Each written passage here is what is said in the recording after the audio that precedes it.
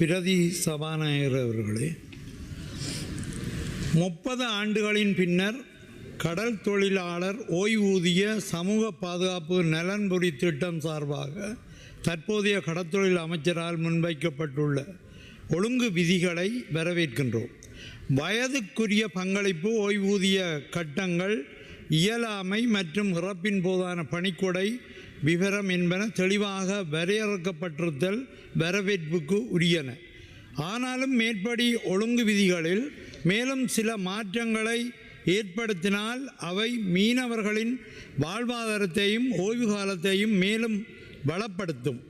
இறுக்கமான தவணை கட்டண முறைக்கு மாற்றாக பருவகாலத்துடன் இசைந்த வகையில் தவணை கட்டண முறையை நடைமுறைப்படுத்தல், அரசின் கூட்டு பொறுப்பை உறுதிப்படுத்தல், பணவீக்கத்துடன் இணைந்த வகையில் ஓய்வூதிய தொகையை தீர்மானித்தல், இழப்பீட்டுத் தொகை காலப்பொருத்தமற்று இருத்தல், மதுபாவனையால் குடும்பத்தினர் தண்டிக்கப்படுவதை தவிர்த்தல், ஒழுங்கு விதிகளில் உள்ள இடைவெளிகளை ஆராய்தல் தொடர்பில் கௌரவ கடற்தொழில் அமைச்சர் மேலும் கரிசனை கொள்ள வேண்டும் என கேட்டுக்கொள்கின்றேன்.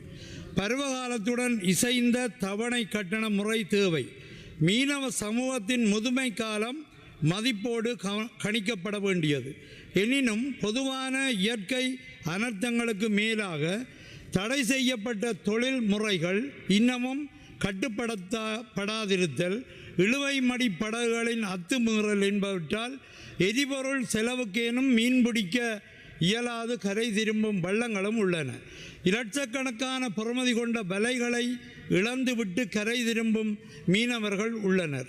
ஒவ்வொரு மாதமும் சீரான வருவாயை கடற்தொழில் ஈட்டித் தருவதில்லை. இந்நிலையில் தவணை கட்டணங்களில் மட்டும் மீனவர்களுக்கு இறுக்கமான நடைமுறை எவ்வாறு பொருந்தும் என கேட்கின்றேன். இந்தியா, பிரேசில் உள்ளிட்ட நாடுகளில் பேணப்படும் பருவகாலத்துடன் இசைந்ததான நெகிழ்வு போக்குடனான தவணை கட்டண முறைமை இலங்கை மீனவர்களுக்கும் மிகவும் பொருந்தும். அரசின் கூட்டு பொறுப்பு, சைச்செல்ஸ் மற்றும் ஐரோப்பாவின் சில பகுதிகளில் மீனவர்களின் ஓய்வூதிய திட்டங்கள் அரசுடன் இணைந்த பகிரப்பட்ட பொறுப்பை அடிப்படையாக கொண்டவையாக உள்ளன.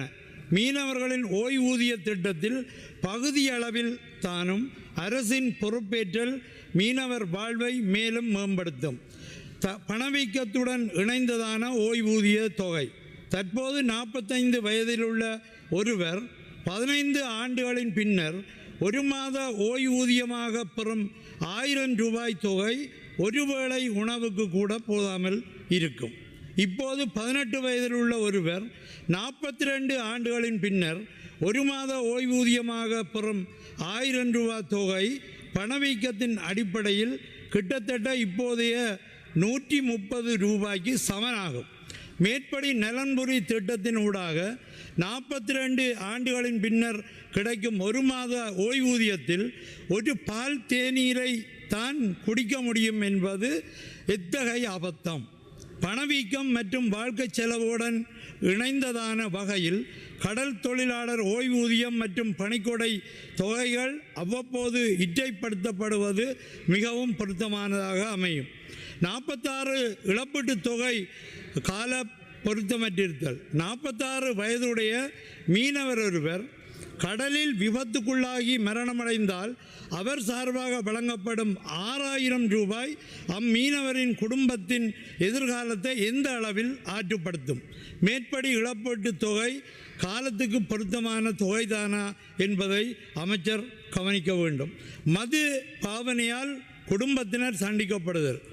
மது அருந்திய நிலையில் விபத்து நடந்தால் இழப்பீடு இல்லை என்ற விதி பல நேரங்களில் அதிகாரிகளால் தவறாக பயன்படுத்தப்பட வாய்ப்புள்ளது. முல்லைத்தீவு மற்றும் மன்னார் மாவட்டங்கள் மருத்துவ வசதிகளிலும் தீவளாவிய வகையில்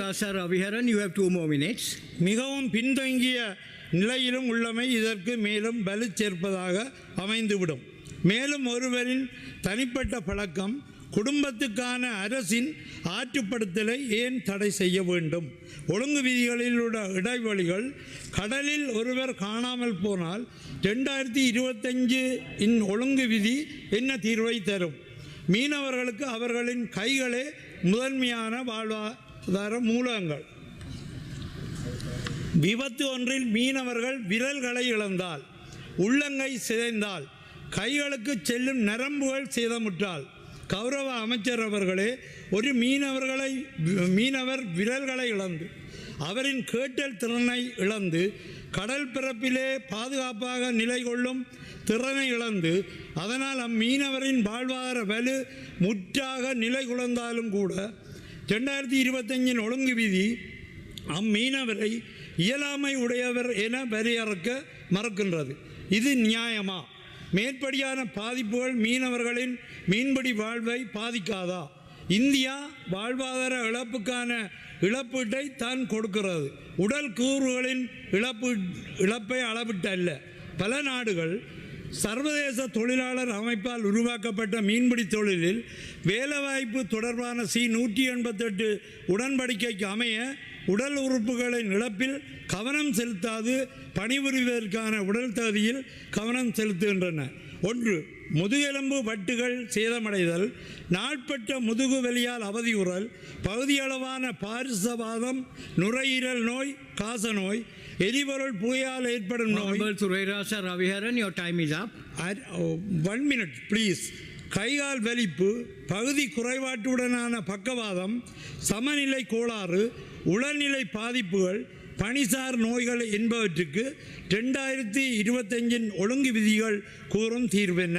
மேற்படி ஒழுங்கு விதிக்கான இயலாமை வரையறையும் மேலும் விரிவாக்கப்பட வேண்டும் என்பதை கேட்டு இந்த பேரவையில் நிறைவு செய்கிறேன். அமைச்சர் அவர்கள் இந்த விடயத்தில் கவனம் எடுக்க வேண்டும் என்று கேட்டுக்கொள்கிறேன்.